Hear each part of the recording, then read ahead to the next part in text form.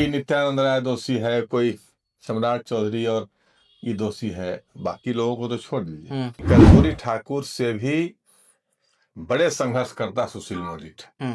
नीतीश कुमार मुझे चाहते थे लड़ाना 2005 में, 10 बार प्रॉमिस किया। विजय सिन्हा हो कि सम्राट चौधरी हो कि नित्यानंद राय हो, इन लोगों को तो हम भाजपा को मैंने अपना सर्वश्रेष्ठ दिया है। भाजपा से मैंने कुछ लिया नहीं। सभी लहर तट को छू जाए, एक कविता थी, यह तो नहीं जरूरी, कुछ परवाह की अपनी भी तो होती है मजबूरी। और जितनी भीड़ मेरे चैम्बर में रहती थी उतनी भीड़ किसी के चैम्बर में नहीं रहती थी, चाहे भूमिका जो भी हो। आवाज जनता की।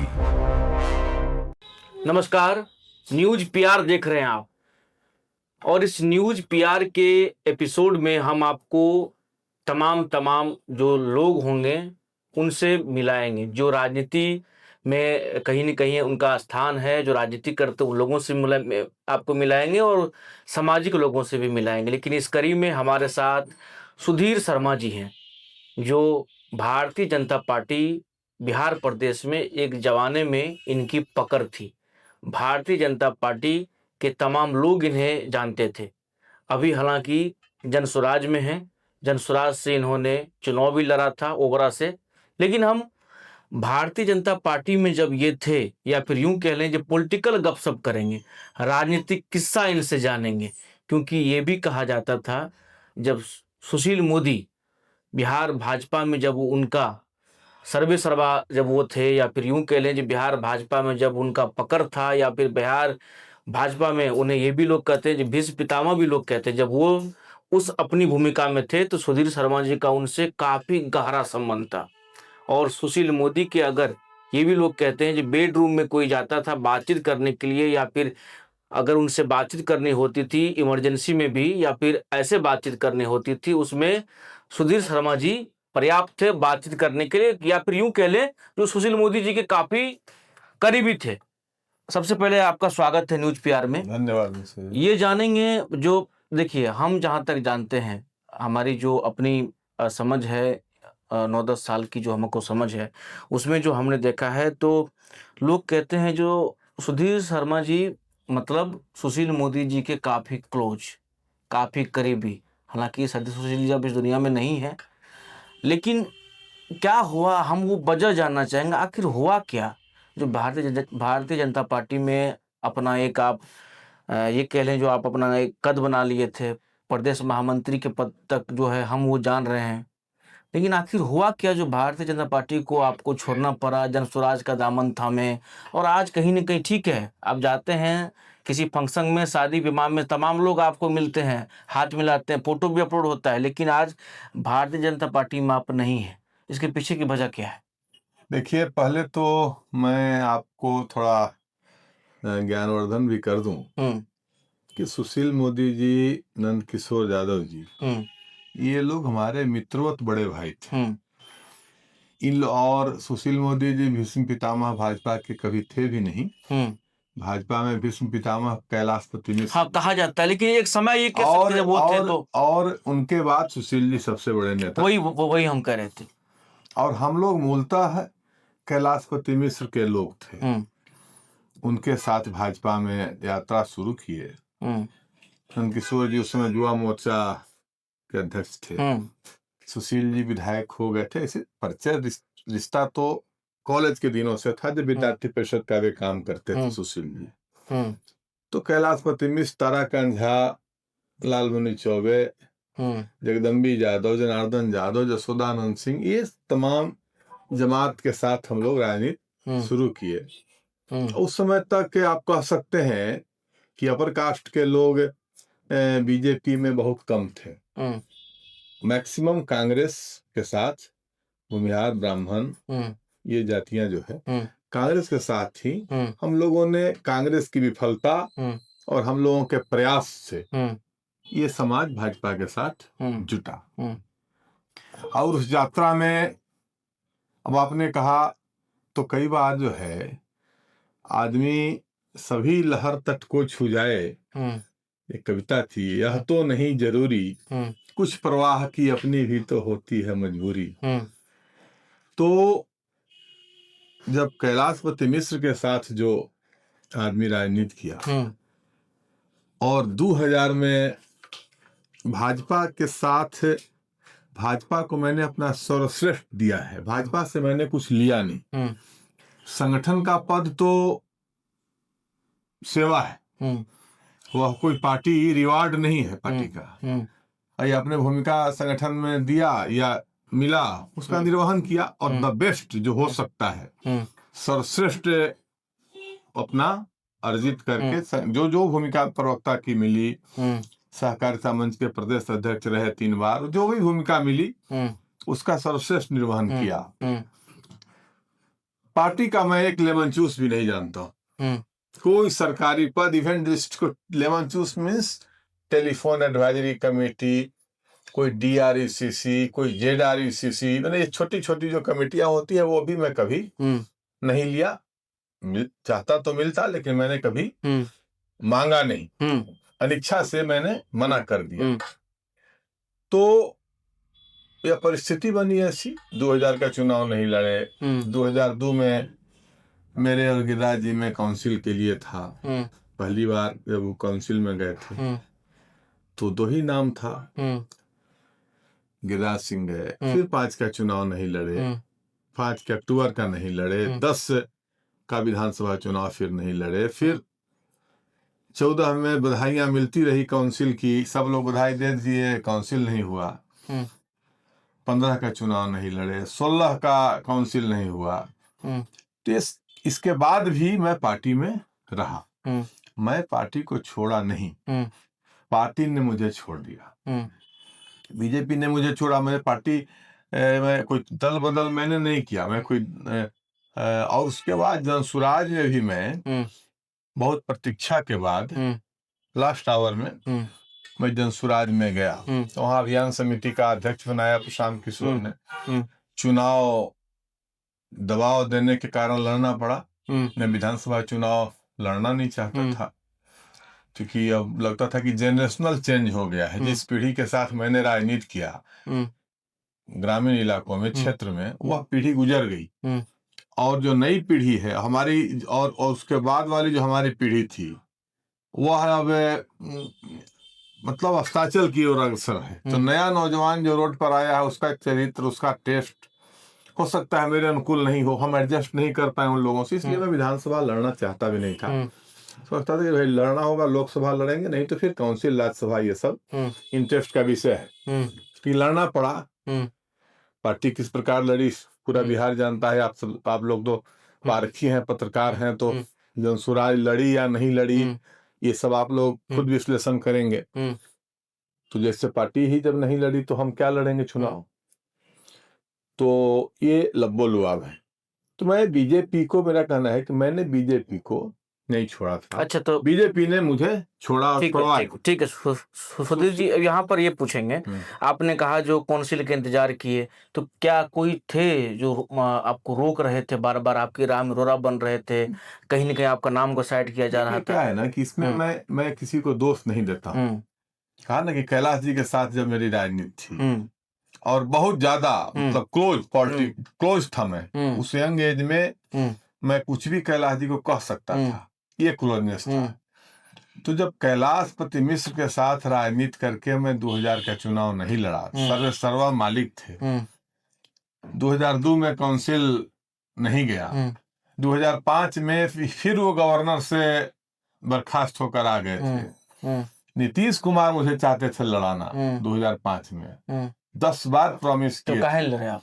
वही कहा ना कि तो मैं दोष किसको दूं, ये मेरा मिसफॉर्चून है, या मेरा दुर्भाग्य है, या ईश्वर की कृपा नहीं थी को, इसलिए मैं कोई सुशील मोदी को दोषी या कैलाशपति मिश्र को दोषी या फिर किसी और को दोषी मैं नहीं मानता। और आज के जनरेशन में तो मैं किसी को दोषी मानता ही नहीं, क्योंकि आज के जनरेशन में जो लोग है या तो या हमसे जूनियर है या हमारे साथ का है। पार्टी आज का जो नेतृत्व है वो या तो मेरे साथ का है या हमसे जूनियर है। इन लोगों का बेचारे का क्या दोष है? अच्छा, अगर मैं स्थापित रहता 2000 में तो ये सारे लोग तो हमसे नीचे ही रहते ना। या अब कोई विजय सिन्हा हो कि सम्राट चौधरी हो कि नित्यानंद राय हो, इन लोगों को तो हम दोषी क्या ठहराएंगे? यह परिस्थिति ऐसी क्या ये लोग ये भी कह जब पुराना चावल है इन्हें बाहर ही कर दो? देखिए क्या है, एक बात बताते हैं आपको, बिहार बीजेपी का जो कहीं न कहीं चरित्र रहा है, यह है इसमें असहिष्णुता बहुत रही। यही कारण है कि नीतीश कुमार बिना पूंजी के आप कह सकते हैं और अपने व्यक्तिगत आचरण के कारण, अपने व्यक्तित्व के कारण हमेशा भाजपा पर भारी रहे। नीतीश कुमार को किसी को स्वीकार करने में कभी दिक्कत नहीं हुई। उन्होंने किसी को भी फॉर टाइम बीइंग, बड़ा से बड़ा दिग्गज को भी, जिसके सामने नीतीश कुमार खुद को छोटा महसूस कभी करते थे, जगन्नाथ मिश्रा को दल में लेने में उनको दिक्कत नहीं हुआ, श्यामनंदन मिश्रा को दल में लेने में दिक्कत नहीं हुआ, कृष्णा शाही को दल में लेने में दिक्कत नहीं हुआ, रामाश्रय सिंह को दल में लेने में दिक्कत नहीं हुआ, जो शिवानंद तिवारी उनको क्या क्या गाली नहीं देते थे, उनको दल में लाकर राज्यसभा भेजने में दिक्कत नहीं हुआ। बिशन पटेल कितनी बार गाली दिए, छोड़े, आए गए, बिशन पटेल को लिए दिक्कत नहीं हुआ, मंत्री बनाकर रखे। सतीश कुमार गाली दिए, झगड़ा रहा, उनको रखे। तो नीतीश कुमार का यह चरित्र जो रहा, वह यह मानते थे कि पार्टी है हमारी, कोई आदमी आएगा तो मेरा क्या कर लेगा। कहीं ना कहीं कह सकते हैं कि नीतीश कुमार में एक डेमोक्रेटिक जो एटीट्यूड नीतीश कुमार का था, थोड़ा व्यापक था। भाजपा के दरवाजे पर कौन नहीं आया, मेरी जानकारी में भगवत आजाद आए, आना चाहे, नहीं लिया। सत्येंद्र नारायण सिंह आना चाहे, नहीं लिया। जगन्नाथ मिश्रा भाजपा से निराश होकर जदयू के पास गए। बेटा तो आया ना, बेटा का पर्सनालिटी, जगन्नाथ मिश्रा की पर्सनालिटी में फर्क है ना। तो बेटा आए, लेकिन जगन्नाथ मिश्रा आना चाहते थे, नहीं लिया। बीजेपी में इस प्रकार की असहिष्णुता रही। और आज की पीढ़ी की मैं बात नहीं कर रहा हूं, मैं पहले की बात कर रहा हूं। तो कहीं न कहीं अब असहजता महसूस लोग करते होंगे। मुझे भी लगता है कि शायद मेरा मेरिट मेरा डिमेरिट रहा है राजनीति में, तो असहजता महसूस करता होगा लोग। हालांकि मैं किसी के लिए एसेट ही रहा हूं, और मैंने कभी लोभ और ये जो है राजनीति में नहीं हावी होने दिया। कामना रहती है सबकी। लोग ये भी कहते हैं जो बरबोलेपन थे, सबको डांटते फटकारते थे। हाँ, कि किसको डांटते फटकारते थे? कार्यकर्ता को हिम्मत नहीं होती थी, जो वही कार्यकर्ता जितना मुझे प्यार करता था, उतना प्यार किसी नेता को नहीं करता हो। और जितनी भीड़ मेरे चैम्बर में रहती थी, उतनी भीड़ किसी के चैम्बर में नहीं रहती थी, चाहे भूमिका जो भी हो, चाहे प्रवक्ता का चैम्बर हो, चाहे महामंत्री का चैम्बर हो मेरा, या फिर सहकारिता मंच के अध्यक्ष का चैम्बर हो। मेरा जो चैम्बर होता था वह लोगों से भरा रहता था। लोगों की मदद करना, लोगों की पैरवी करना, लोगों की सुनना, लोगों को जहां तक हो सके काम करना। इवन भाजपा ऑफिस का कर्मचारी, बता रहा हूं, कर्मचारी को भी अगर कोई जरूरत पड़ती थी तो सर एक जगह पैरवी करना है, तो वो मेरे ही पास आता था। वो अलग विषय है। मैंने अपने जीवन में एक सिद्धांत रखा कि मेरे व्यक्तिगत व्यवहार से, आचरण से किसी के भावना को ठेस नहीं पहुंचे। हाँ, यह भी जरूर अपेक्षा रहा है कि सामने वाला भी मुझे अपमानित करने की कोशिश नहीं करे, और किसी ने किया भी नहीं। अगर किसी ने करने की कोशिश किया तो उसको तत्क्षण जवाब भी मिला। ये लोग जानते हैं कि मुझे कोई अपमानित नहीं कर सकता है, करेगा तो फिर वो खुद सम्मान के साथ नहीं रह सकता। अच्छा, एक सवाल मेरे मन में है, चर्चाएं भी होती थी, सुशील मोदी जी से कैसे संबंध है? सही में मतलब प्रगाढ़ संबंध थे? कुछ ऐसी यादें, कुछ उनकी बातें हैं? देखिए, सुशील मोदी में एक बड़ी खासियत थी, उनमें सीखने की, जानकारी प्राप्त करने की अद्भुत कला थी। शहर में पैदा हुए थे, गांव देहात देखे नहीं थे। गांव की पगडंडी, खेती, किसानी, कोऑपरेटिव, ये सारी चीजों कुछ नहीं जानते थे। लेकिन हर चीज को कैसे अधिक से अधिक उसको अपने जेहन में लाया जाए, सीखा जाए, ये प्रवृत्ति उनमें अद्भुत थी। दूसरा कि पॉलिटिकल चीजों के बारे में भी किसी से ग्रहण करना, किसी से जानकारी प्राप्त करना। आपसे पूछ सकते थे दरभंगा में फलाने जगह क्या हाल है, वहां कौन उम्मीदवार अच्छा रहेगा। ये प्रवृत्ति इधर उनकी छूट गई थी। इधर जो है क्या ये भी? दिमाग फिक्स हो गया था कुछ। अच्छा। मैंने उनको कहा भी था कि सुशील जी, आप कैलाश जी के रास्ते पर जा रहे हैं। कैलाश जी अपने दिमाग को फिक्स रखते थे वो, और जो मान लिया वही अंतिम है। आप में ये प्रवृत्ति नहीं थी। आप जिज्ञासु वृत्ति के आदमी थे, चीजों को सब समझते थे, सूचना ग्रहण करते थे। इससे नेता जो है फ्रेश रहता है। अब आप फिक्स माइंड से बात करते हैं। क्या बोले? तो बोलते कि मैं कोई गलत थोड़े कर रहा था, हमने कहा कि ये नेता के लिए अच्छा नहीं है। तो सुशील जी ने ये बहुत कहा। दूसरा क्या है, हर भूमिका में वो भी अपने आप को फिट कर लेते थे। अगर सत्ता की भूमिका में है तो उनसे बढ़िया प्रशासक, उनसे बढ़िया मंत्री शायद कोई होता होगा। अगर विपक्ष की भूमिका में है तो उनसे बढ़िया विपक्ष का नेता। मेरा मानना है कि कर्पूरी ठाकुर से भी बड़े संघर्षकर्ता सुशील मोदी थे।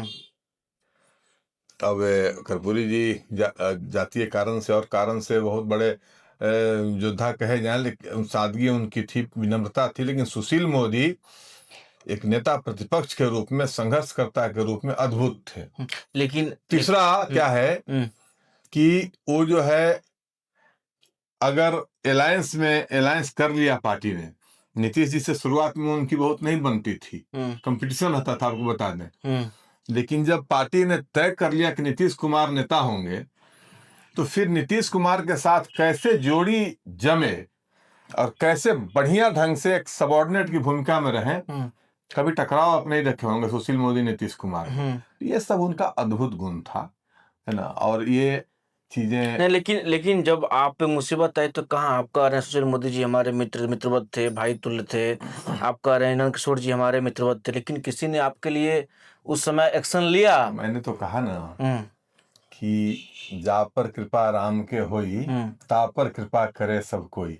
तो मैं ईश्वरीय विधान मानता हूँ इन चीजों में। ईश्वर की मर्जी नहीं थी तो एक्शन नहीं लिया, कोई कारण नहीं था मेरे खिलाफ।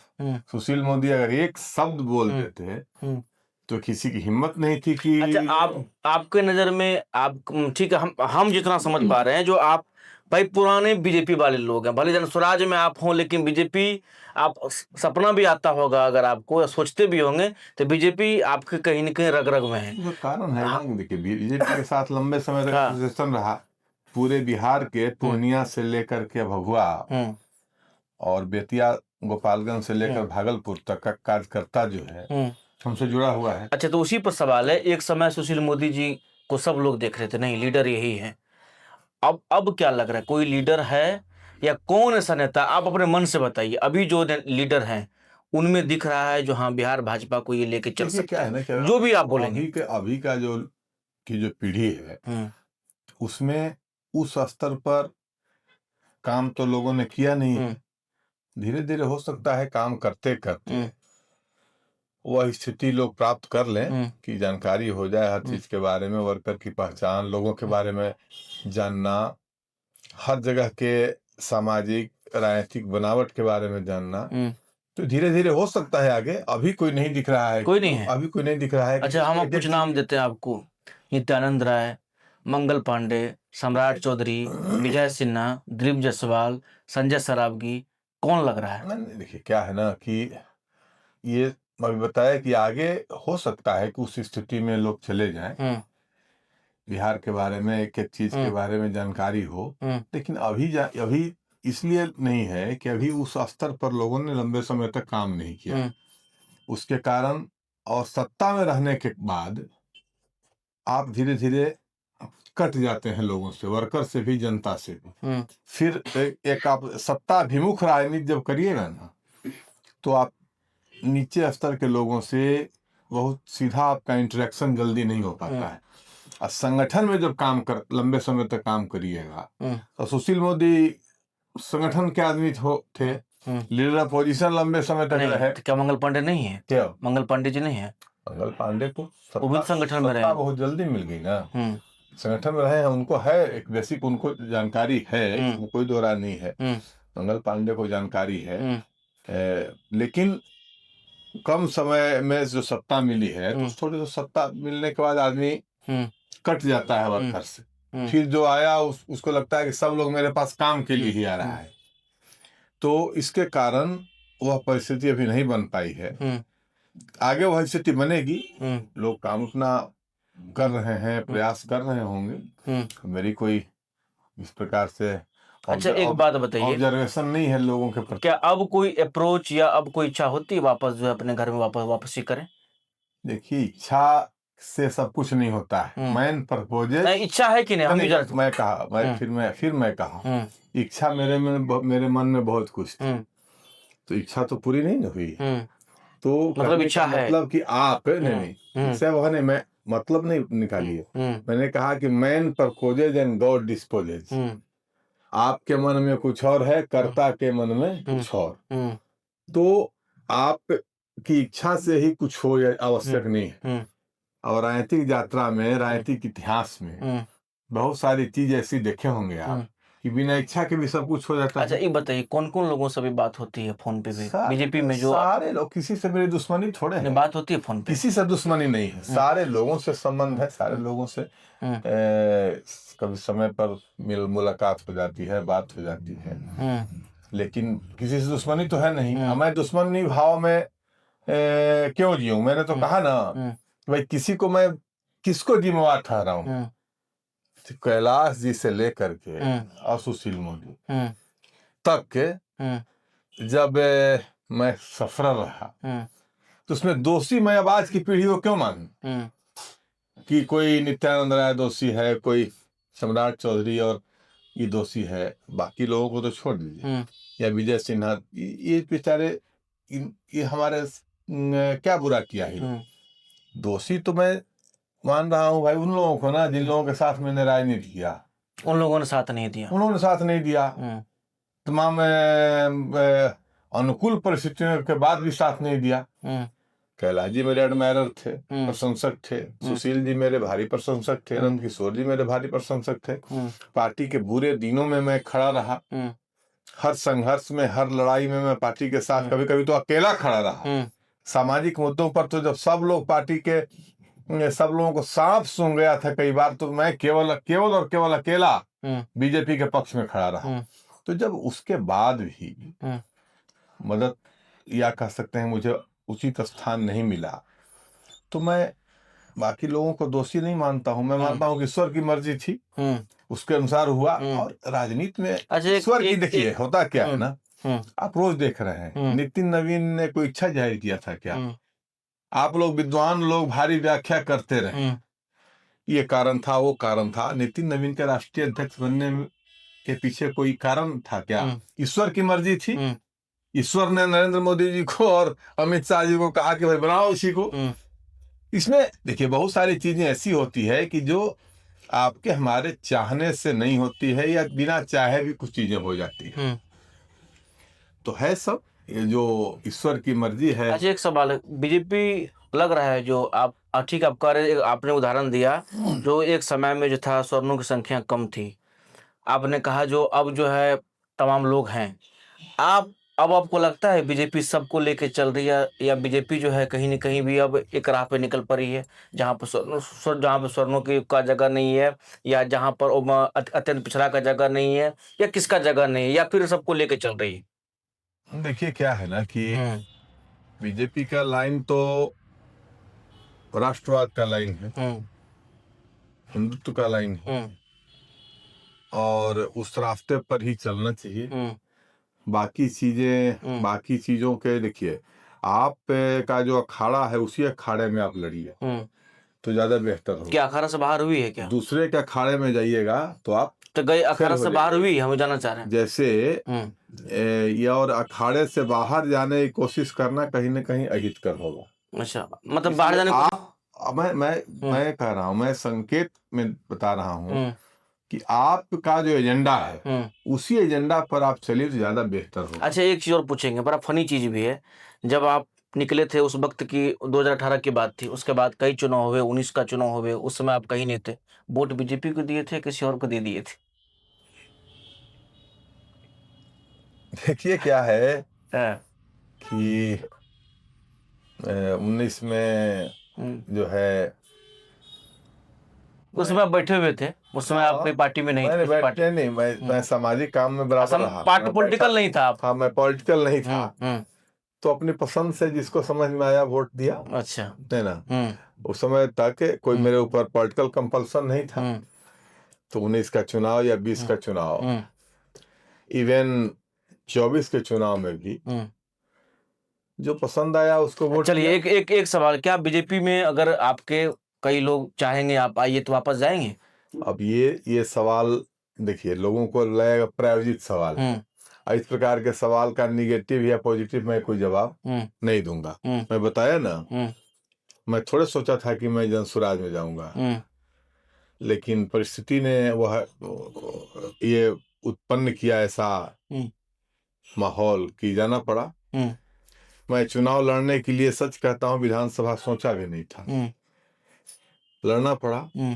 तो कुछ चीजें ऐसी होती है जिस पर आपका जोर नहीं होता है, और कब परिस्थिति कौन सी ऐसा बनाएगा कि उसके कारण आपको निर्णय लेना पड़ेगा, ये कहना बड़ा मुश्किल है। चलिए, तो पॉलिटिकल गपशप कर रहे थे, सुधीर शर्मा जी थे हमारे साथ, बात कर रहे थे, और तमाम जो है भूले बिसरे हम कह सकते हैं इनकी यादें जो थी वो भी आज मतलब ताजा हुई, और इनसे कई मुद्दों पर जो है हमने खुलकर बातचीत की। ऐसे ही अनकरी में और लोगों से आपको मिलवाएंगे और भी बातचीत आपको सुनवाएंगे।